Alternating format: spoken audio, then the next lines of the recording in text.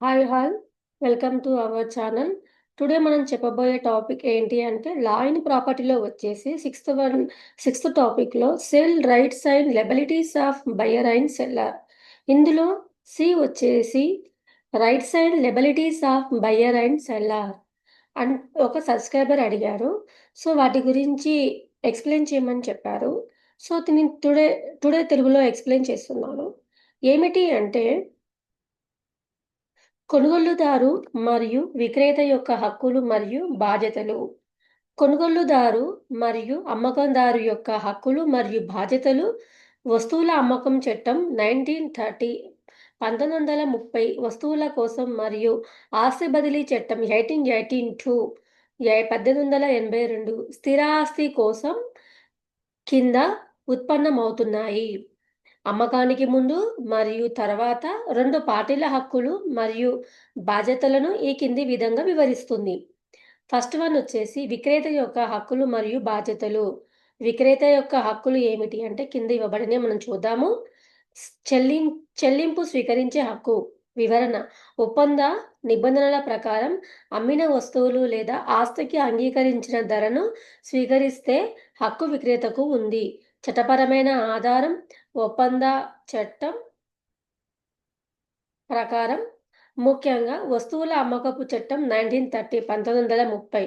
ఉదాహరణ: కొనుగోలుదారు చెల్లించడంలో విఫలమైతే విక్రేత ధర కోసం దావా వేసే లేదా చెల్లింపును అమలు చేయడానికి చట్టపరమైన చర్య తీసుకునే హక్కును కలిగి ఉంటాడు. సెకండ్ వన్, వస్తువులను స్వాధీనం చేసుకునే హక్కు, తాత్కాలిక హక్కు. వివరణ: కొనుగోలుదారు ధర చెల్లించడంలో విఫలమైతే చెల్లింపు జరిగే వరకు తాత్కాలిక హక్కు అని పిలుస్తారు. విక్రేత వస్తువులను స్వాధీనం చేసుకునే హక్కును కలిగి ఉంటాడు. చట్టపరమైన ఆధారం: వస్తువుల అమ్మకపు చట్టం 1930 సెక్షన్ 47 కింద తాత్కాలిక హక్కు ఏర్పడుతుంది. ఉదాహరణ: కొనుగోలుదారు కారుకు చెల్లింపులో డిఫాల్ట్ అయితే కొనుగోలుదారు ధర చెల్లించే వరకు విక్రేత కారును నిలుపుకోవచ్చు. థర్డ్ వన్, ఒప్పందాన్ని రద్దు చేసే హక్కు. వివరణ: కొనుగోలుదారు చెల్లింపులో డిఫాల్ట్ అయితే లేదా అమ్మకపు నిబంధనలను ఉల్లంఘించినట్లయితే విక్రేత ఒప్పందాన్ని రద్దు చేసే హక్కును కలిగి ఉంటాడు. చట్టపరమైన ఆధారం: ఈ హక్కు వస్తువుల అమ్మకపు చట్టం 1930లోని సెక్షన్ 54 మరియు కాంట్రాక్ట్ చట్టం కింద ఉంది. ఉదాహరణ: కొనుగోలుదారు డెలివరీ తీసుకోవడానికి నిరాకరిస్తే విక్రేత అమ్మకాన్ని రద్దు చేసే నష్టపరిహారాన్ని క్లెయిమ్ చేయవచ్చు. ఫోర్త్ వన్, ఉల్లంఘనకు దావా వేసే హక్కు. వివరణ: కొనుగోలుదారు ఒప్పందాన్ని ఉల్లంఘిస్తే ఉదాహరణ ఏంటి అంటే చెల్లించకపోతే లేదా డెలివరీ తీసుకోకపోతే విక్రేత నష్టపరిహారం లేదా నిర్దిష్ట పనితీరు కోసం దావా వేసే హక్కును కలిగి ఉంటాడు. చట్టపరమైన ఆధారం: వస్తువుల అమ్మకపు చట్టం 1930 సెక్షన్లు 55, 56, సెక్షన్లు 55, 56. ఉదాహరణ: కొనుగోలుదారు వస్తువులను డెలివరీ తీసుకోవడానికి నిరాకరిస్తే విక్రేత అంగీకరించిన ధర లేదా నష్టపరిహారం కోసం దావా వేయవచ్చు. విక్రేత యొక్క బాధ్యతలు ఏమిటి అంటే కింది వాటిలో చూసుకుందాం. ఫస్ట్ వన్ వచ్చేసి వస్తువులు లేదా ఆస్తిని డెలివరీ చేయవలసిన బాధ్యత. వివరణ ఏంటి అంటే విక్రేత ఒప్పందం నిబంధనల ప్రకారం సమయం, నాణ్యత, పరిమాణం వస్తువులు లేదా ఆస్తిని డెలివరీ చేయాలి. చట్టపరమైన ఆధారం: వస్తువుల అమ్మకపు చట్టం 1930లోని సెక్షన్ 31 కింద 31 కింద.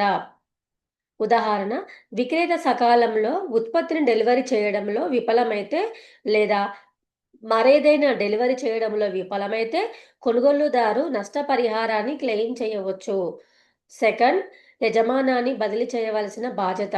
వివరణ: విక్రేత చట్టపరమైన యజమానాన్ని మరియు వస్తువులు లేదా ఆస్తి యొక్క స్పష్టమైన శీర్షికను కొనుగోలుదారునికి బదిలీ చేయడానికి బాధ్యత వహిస్తాడు. చట్టపరమైన ఆధారం: ఆస్తి బదిలీ చట్టం 1882 స్థిరమైన ఆస్తి కోసం మరియు వస్తువుల అమ్మకపు చట్టం చెల్లించే వస్తువుల కోసం. ఉదాహరణ, అమ్మిన ఆస్తి లేదా వస్తువులు ఏవైనా భారాలు లేకుండా ఉన్నాయని విక్రేత నిర్ధారించుకోవాలి. థర్డ్ వన్, మంచి స్థితిలో వస్తువులను అందించవలసిన బాధ్యత. వివరణ ఏంటి అంటే, నాణ్యత మరియు స్థితి పరంగా ఒప్పందానికి అనుగుణంగా ఉండే వస్తువులను విక్రేత అందించాలి. వస్తువులు లోపభూయిష్టంగా లేదా నాణ్యత లేనివిగా ఉంటే విక్రేత ఉల్లంఘనకు బాధ్యత వహిస్తాడు. చట్టపరమైన ఆధారం. వస్తువుల అమ్మకపు చట్టం 1930లోని సెక్షన్ 16 ఉదాహరణ, విక్రేత కొనుగోలుదారుకు తెలియజేయకుండా లోపభూయిష్ట వస్తువులను డెలివరీ చేస్తే వారి ఏవైనా నష్టాలకు బాధ్యత వహించబడతారు. ఫోర్త్ వన్, లోపాలకు బాధ్యత. వస్తువులు లోపభూయిష్టంగా ఉంటే. వివరణ, కొనుగోలుదారుకు లోపాల గురించి తెలియకపోతే లేదా ఒప్పందం అటువంటి బాధ్యతను మినహాయించకపోతే అమ్మిన వస్తువులు లేదా ఆస్తిలో ఏవైనా లోపాలకు విక్రేత బాధ్యత వహిస్తాడు. చట్టపరమైన ఆధారం. వస్తువుల అమ్మకపు చట్టం మరియు కాంట్రాక్టు చట్టంలోని సెక్షన్ 16 కింద సెక్షన్ 16 కింద ఉదాహరణ, ఉపయోగించిన వాషింగ్ మెషిన్ లోపాన్ని వెల్లడించకుండా విక్రయించినట్లయితే విక్రేత లోపానికి బాధ్యత వహిస్తాడు. సెకండ్ వన్, కొనుగోలుదారు యొక్క హక్కులు మరియు బాధ్యతలు. కొనుగోలుదారు యొక్క హక్కులు. ఫస్ట్ వన్, వస్తువులు లేదా ఆస్తిని స్వీకరించే హక్కు.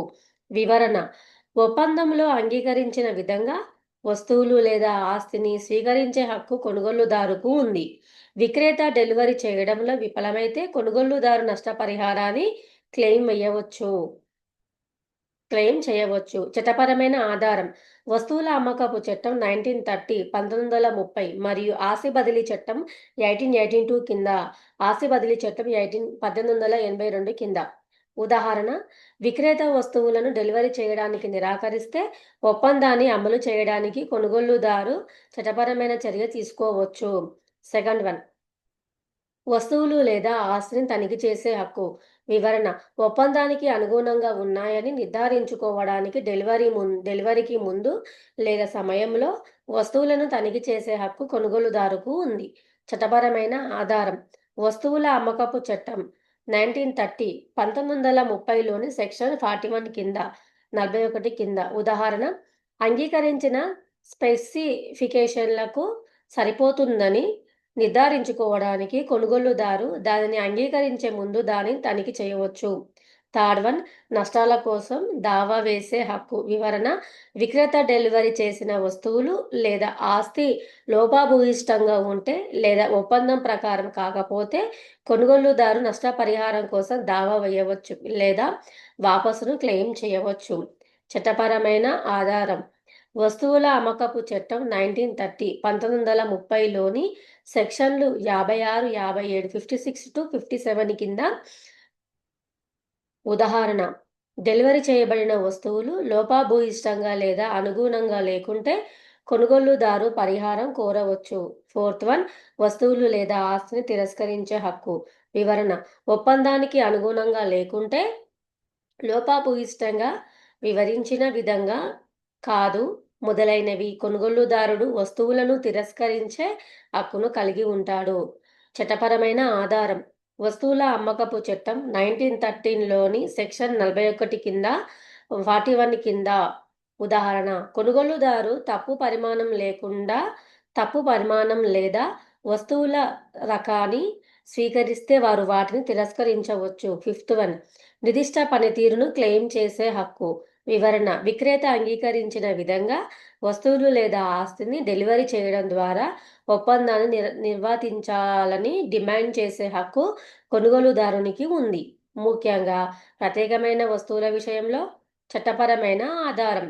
వస్తువుల అమ్మకపు చట్టం 1930లోని సెక్షన్ 55 మరియు సాధారణ ఒప్పంద చట్టం కింద. ఉదాహరణ, కొనుగోలుదారు ప్రత్యేకమైన పెయింటింగ్ వంటి నిర్దిష్ట ఆస్తిని డెలివరీ చేయాలని డిమాండ్ చేయవచ్చు. కొనుగోలుదారు యొక్క బాధ్యతలు. ఫస్ట్ వన్, అంగీకరించిన ధరను చెల్లించాల్సిన బాధ్యత. వివరణ, ఒప్పందంలో అంగీకరించిన ధరను నిర్ణీత సమయంలో లేదా నిబంధనల ప్రకారం చెల్లించడానికి కొనుగోలుదారు బాధ్యత వహిస్తాడు.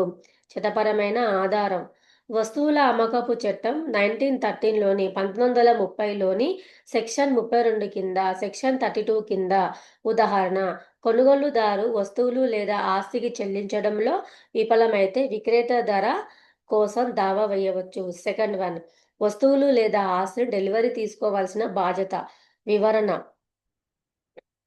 ఒప్పందం ప్రకారం కొనుగోలుదారు వస్తువులు లేదా ఆస్తిని డెలివరీ తీసుకోవాలి. కొనుగోలుదారు నిరాకరిస్తే లేదా ఆలస్యం చేస్తే వారు ఏవైనా నష్టాలకు బాధ్యత వహించవచ్చు. చట్టపరమైన ఆధారం వస్తువుల అమ్మకపు చట్టం 1930లోని సెక్షన్ 37 కింద 37 కింద ఉదాహరణ కొనుగోలుదారు డెలివరీ చేసిన ఉత్పత్తిని డెలివరీ చేయడానికి నిరాకరించినట్లయితే వారు విక్రేత ఖర్చులకు బాధ్యత వహించవచ్చు.